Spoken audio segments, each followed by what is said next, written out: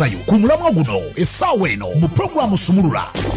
Twecce ewagidwa Basimba Automotives Limited abakola pikipiki eya UG Boss bakuletedde ekyenjawulo ekitabangawo. Jangu weefunire pikipiki empya tuku ey'ekika kya UG Boss ku kibanja mpola. So nga naawe ayagala okumanya ebisingawo osobola otukubirako ku namba zino wammanga 0758 122 122.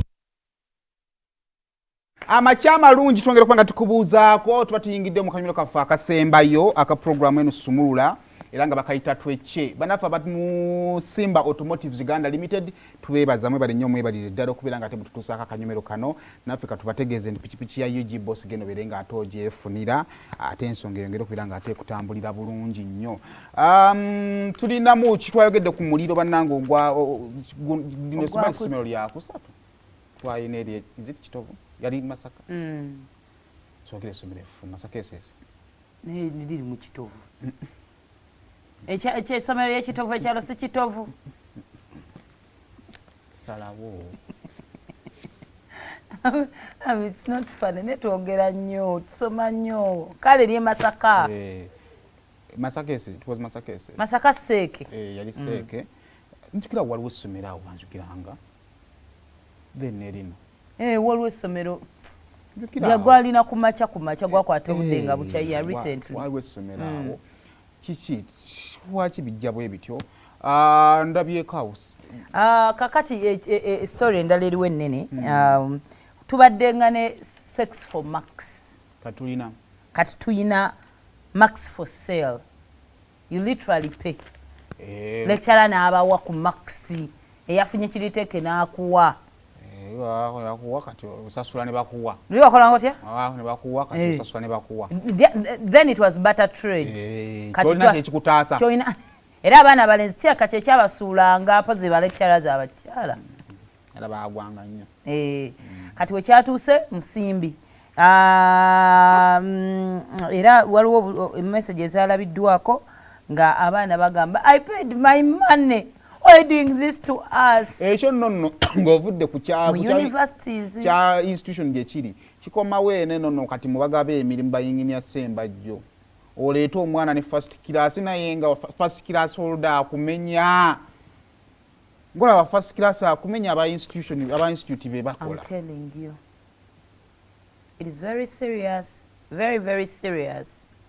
Omanyi nga tuvudde mu bino ebyokugenda nti ogenda kufuna diguli yo omala ogitereka ogende ebweru naye ebitabo bikola ddala bikolera ddala. Mulimu ekintu kyogamba kati nga nabadde njogera eggulo ku TikTok kati nga etiquettes z'omulimu tolina byogenda bigira walala omulimu gw'okola ebintu obulina otambulirako ate ka mulimu gw'okola ku bulina otambulira. Omanyi just tubeera wano ne tusaka ne tukola ki but we keep on reminding ourselves no waliwo ebikukuumira mu layini kyova abantu gyasanga of course obunyiiza tebubulamu naye tonnafuna nnyo bukujjako lwansonga nti olina mwotambulira.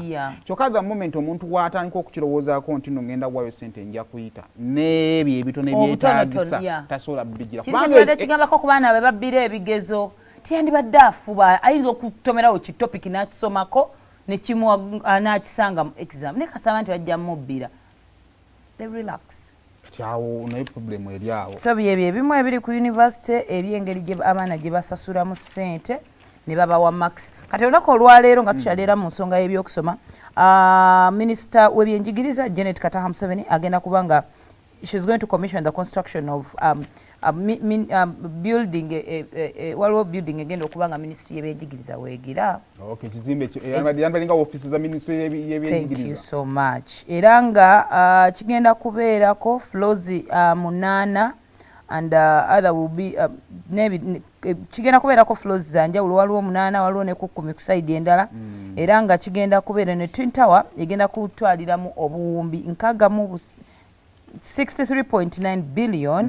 Era nga zino bazeewoze bambi mu banka Islamic Development Bank nje bazeewoze. Yani agenda zisasula. Government era yazeewoze on behalf of the government. So kino ekizimbe kigenda kubeera nga kiri located in Chambogo ko adjacent ya Chambogo Primary School near Kabaka's Palace. Olunaku olwaleero kigenda kuba kitongozebwa kitandika ozimbibwa kitambuze emirimu gya education. N'ekirala kye nadde njagala okugamba ministry eveeyo oba eyogere ku muliro guno tekiri fani.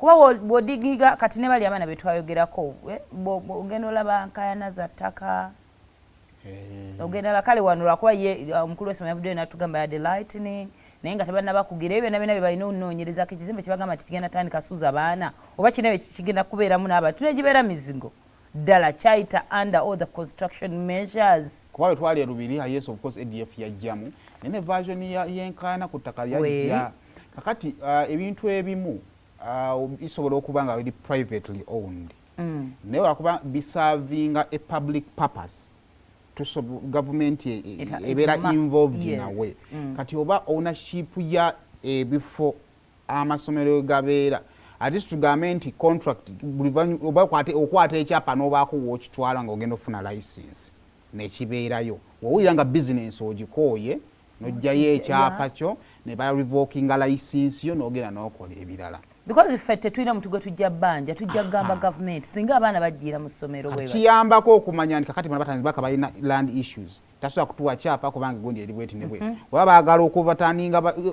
abaabawa ettaka nga baagala kukyusaamu tuleme kubanga gundi tugizza ku baana kale eddabula eddakiika ziringa 3 kwali kale mutuwe abeeko naye byagamba eggwanga mu bungi bw'eddakiika zino divorce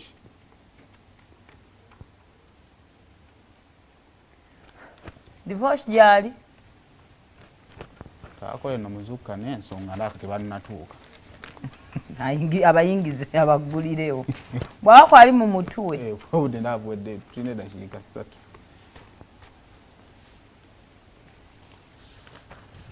tubadde tweyogeza ate nga binyumye kuba tubadde tukola bibadde binyumye private minerals to surrender 15% stake to the government bannange tugenda mu masaza finals tugenda mu bulemeezi finals tulina omanya ensi erina omanya gomba nayo terina tukwade nayo terina bantu naffe tulina naye ate fetubasingako balina gomba erina abantu gomba erina lwakakale batwalira eri nga amasaza gakyali manafu neera si bwamaanyi gomba bayirawetiimu etwala bikopo byasooka eba y'amaanyi banne twetegeke abaana b'ebulemezi tugenda kuba gomba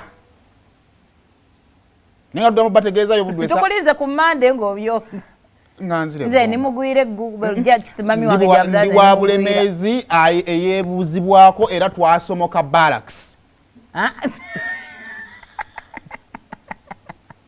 ne bambi mujje olaba abasala mu byennyanja n'omusenyu beeyogerako naye fe abayita mu mizinga erudda n'erudda goma kye bayita okuyita mu ttanu so tusisinkane wankulu ku lunaku olw'omukaaga mujje tuwagire omanyi omupiira gino kulagako ab'ebulemeezi tujja kulaga bulemeezi nene genda paka eri eruweero jangu eno w'obulenzi tukoma ndoza bulemeezi ekoma bombo bonna abanubbi b'ebbombo muli b'ebulemeezi mujje amaloboozi g'oluganda ag'olunubbi batubawuuze tubatabule balowooze nti tuyomba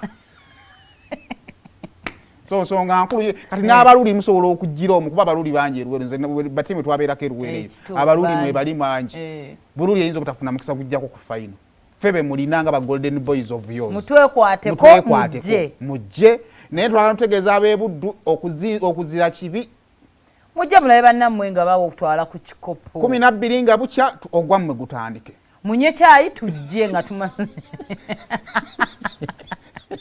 era tujja kunyumye twagala okutegeeza nga bukyawo bwabadde bukya basajja baab'ebuddu mawokota nebakuba